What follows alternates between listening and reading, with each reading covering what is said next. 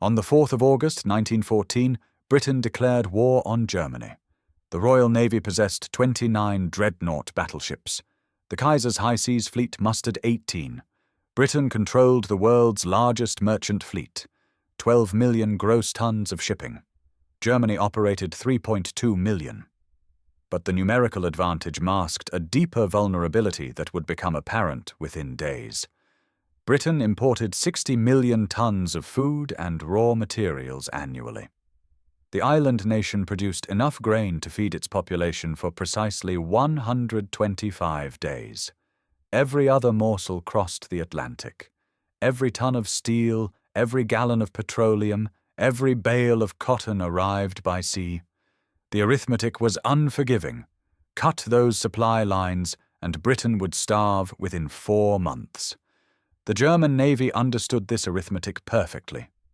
On the 22nd of September 1914, a single German U-boat, the U-9, encountered 3 British armoured cruisers patrolling the broad 14s off the Dutch coast. In the span of 1 hour, Kapitän-Leutnant Otto Weddigen sank HMS Aboukir, HMS Hogue, and HMS Cressy, 3 warships displacing 36,000 tons. 1,459 British sailors drowned. The Royal Navy had lost more men in 60 minutes than at Trafalgar.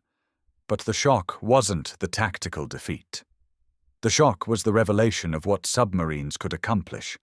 If a single U-boat could destroy 3 cruisers, what could a fleet of U-boats do to defenseless merchant ships? The answer arrived with brutal clarity. In October 1914, German submarines sank 7 British merchant vessels. In November, 16. By January 1915, 18. The mathematics turned catastrophic on the 4th of February 1915, when Germany declared the waters around Britain a war zone. Every merchant ship, neutral or belligerent, would be sunk without warning. Britain's initial response revealed the scale of the problem. The Royal Navy had 77 destroyers suitable for anti-submarine work. Protecting Britain's shipping lanes required covering 2.5 million square miles of ocean. The mathematics were impossible. 1 destroyer could patrol perhaps 100 square miles effectively.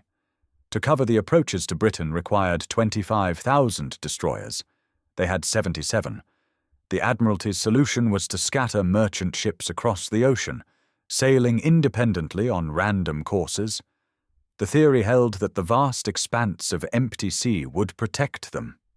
Individual ships presented small targets. Submarines couldn't possibly find them all. The evidence contradicted this optimism immediately. In April 1915, U-boats sank 23 British merchant ships. May, 50 ships. June, 115 ships totaling 237,000 tons. The independent routing strategy was failing spectacularly. Merchant ships were dying at an accelerating rate, whilst the Royal Navy's scattered patrols found nothing. The ocean was too large, the submarines too elusive, the mathematics too brutal. The man who would revolutionize this dying system was an unlikely candidate for naval innovation. Commander Reginald Henderson was born in 1869 in Kent, the son of a country vicar. His early career followed conventional naval patterns: Britannia Royal Naval College at 13, midshipman at 16, lieutenant at 23. But Henderson possessed an analytical mind that questioned accepted doctrine. In 1907, whilst stationed at Portsmouth, he began studying historical convoy operations from the Napoleonic Wars. The Admiralty considered convoys obsolete relics from the age of sail. Modern steamships traveling at different speeds couldn't maintain formation. Assembling ships at a central point would create targets too valuable for submarines to ignore. Independent routing remained official doctrine. Henderson disagreed. His analysis of convoy tactics from 1805 revealed something the Admiralty had overlooked. Whilst convoys concentrated ships in specific locations, they also emptied vast stretches of ocean. Submarines hunting randomly had infinitely more empty sea to search. The mathematics favored convoys decisively. Henderson's superiors dismissed his analysis. The peacetime Navy had no interest in reviving tactics from sailing ships. He was assigned to staff duties at the Admiralty, and his convoy proposals filed away. But Henderson continued refining his calculations. He studied merchant ship movements, submarine patrol patterns, ocean currents, weather data. By 1912, he had developed a comprehensive system for organizing Atlantic convoys with mixed-speed vessels. The work remained theoretical. Nobody implemented it. When war arrived in 1914, the Admiralty implemented independent routing instead. Henderson watched the casualty figures mount with growing frustration. Every sinking validated his calculations. Every lost ship proved convoys would save lives. But naval doctrine moved slowly. The Admiralty needed catastrophe before considering radical change. That catastrophe arrived in 1917. Germany declared unrestricted submarine warfare on the 1st of February. Every merchant ship approaching Britain, neutral or belligerent, would be sunk without warning. The Kaiser deployed 111 operational U-boats. February losses: 230 ships, 540,000 tons. March: 240 ships, 593,000 tons. April: 316 ships, 881,000 tons. At this rate, Britain's merchant fleet would be destroyed within 12 months. Food imports collapsed. Grain reserves fell to 6 weeks. The First Sea Lord, Admiral Jellicoe, informed the War Cabinet that Britain could not continue the war past November. Defeat approached not through military conquest, but mathematical certainty. Britain was being starved into submission, whilst its merchant fleet died ship by ship across empty ocean. The crisis forced reconsideration. In April 1917, newly promoted Captain Henderson was summoned to present his convoy analysis to the Admiralty War Staff. His presentation lasted 4 hours. The mathematics were inescapable. Approximately 140 merchant ships departed Britain's ports weekly, sailing independently on random courses. German submarines operated approximately 40 patrols simultaneously in the Atlantic approaches. If ships sailed independently, submarines encountered targets regularly. If the same 140 ships sailed in 20 weekly convoys of 7 ships each, submarines would find empty ocean 99% of the time. The probability mathematics favored concentration, not dispersal. More importantly, convoy escorts multiplied their effectiveness. A single destroyer patrolling randomly might encounter 1 submarine monthly. That same destroyer escorting weekly convoys would position itself directly between submarines and their targets continuously. The equations were decisive. On the 10th of May 1917, the Admiralty ordered experimental Atlantic convoys to commence immediately.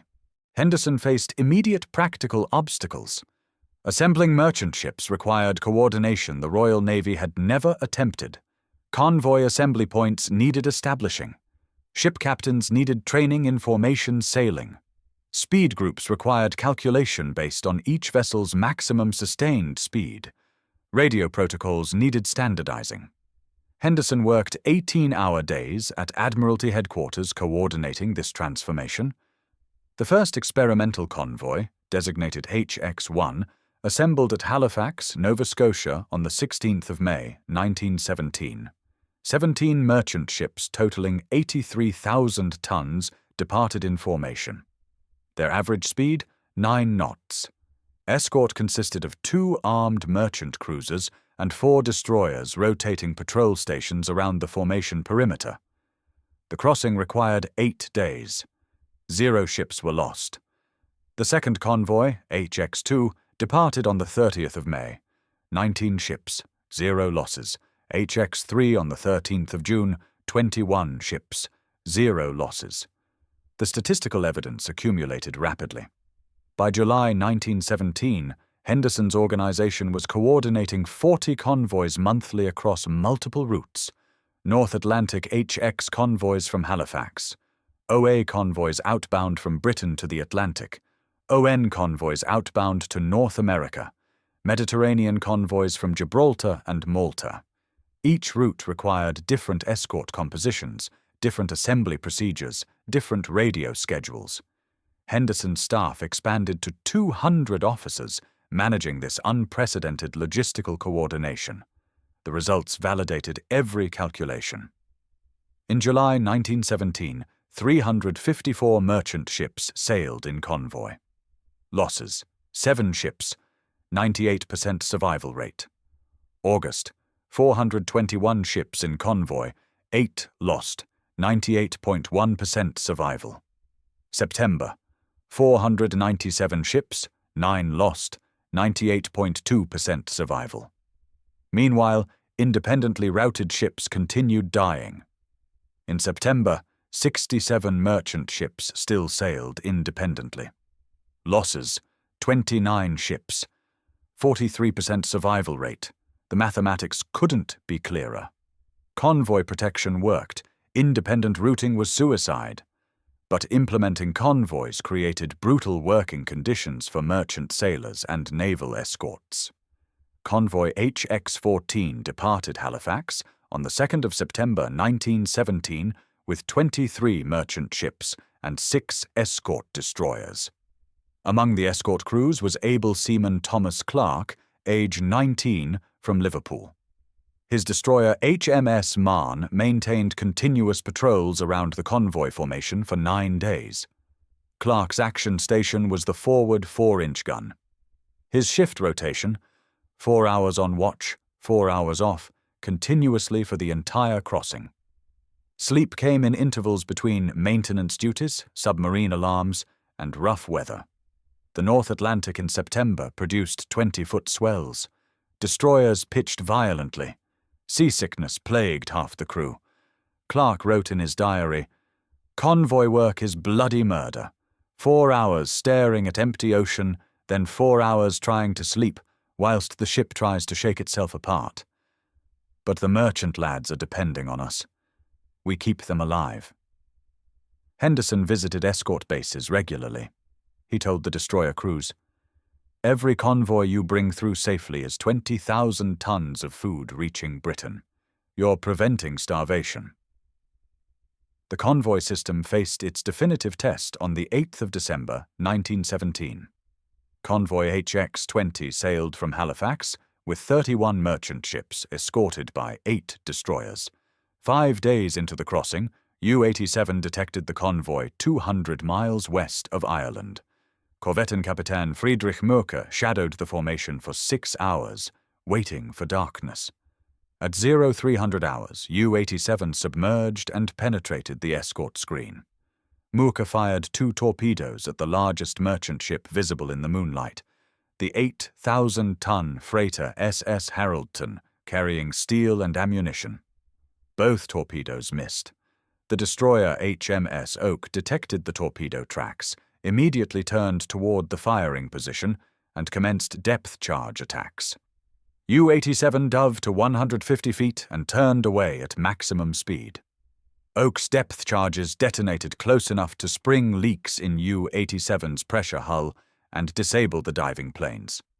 Mürker surfaced and attempted to escape on the surface. Oak closed at 28 knots and opened fire with its forward guns at 4,000 yards. The third salvo struck U-87's conning tower. Mürker ordered abandon ship. U-87 sank at 0427 hours. Oak rescued 17 German sailors. The convoy continued to Britain. 0 merchant ships lost. The HX-20 engagement demonstrated convoy tactics' fundamental advantage. Submarines attacking convoys faced concentrated defensive fire. A U-boat commander, who revealed his position to attack 1 merchant ship, immediately confronted multiple destroyers converging on his location. The risk-reward calculation changed decisively. Attacking independently routed merchant ships offered high probability of success with minimal risk. Attacking convoys offered minimal success probability with high risk of destruction. German submarine commanders adapted their tactics accordingly, avoiding heavily escorted convoys and hunting the diminishing number of independent ships. The statistical results were overwhelming. In December 1917, 673 merchant ships sailed in Convoy. Losses: 12 ships, 98.2% survival rate. January 1918. 739 ships convoyed, 11 lost, 98.5% survival. February. 801 ships, 9 lost, 98.9% survival. The survival rate continued improving as Henderson's organization refined procedures. Radio communications improved. Escort coordination became more sophisticated. Air patrols began covering convoy approaches near Britain. By mid-1918, the convoy system was protecting 95% of Britain's merchant traffic with loss rates under 1%. German naval intelligence analyzed captured convoy documents throughout 1918, trying to develop countermeasures. A translated intelligence report from July 1918 acknowledged, "The English convoy system has proved far more effective than anticipated. Our submarines now encounter empty ocean whilst their merchant traffic moves in protected formations we cannot penetrate without severe losses. The mathematical advantage has shifted decisively against us. We lack sufficient submarines to compensate for their concentration tactics." The report identified the core problem. Germany operated approximately 120 submarines, but mechanical breakdowns, crew rotation, transit times, and maintenance meant only 40 submarines patrolled simultaneously. Those 40 submarines now searched 2.5 million square miles of ocean for perhaps 50 weekly convoys. The probability of contact collapsed. Meanwhile, every attempt to attack a detected convoy risked destruction from concentrated escorts. The equations that doomed British merchant shipping in 1916 now doomed German submarines. Germany attempted to compensate through increased submarine construction and tactical innovations. New U-boats launched, 1917, 87 submarines. 1918, 94 submarines. But construction couldn't match losses. German submarines sunk by Allied action, 1917, 63 boats. 1918, 69 boats. The loss rate accelerated as convoy escorts became more proficient. Depth charge technology improved. Hydrophone detection systems deployed. Coordinated destroyer tactics evolved through combat experience. By October 1918, German submarines were dying faster than shipyards could replace them. Meanwhile, convoy efficiency continued improving.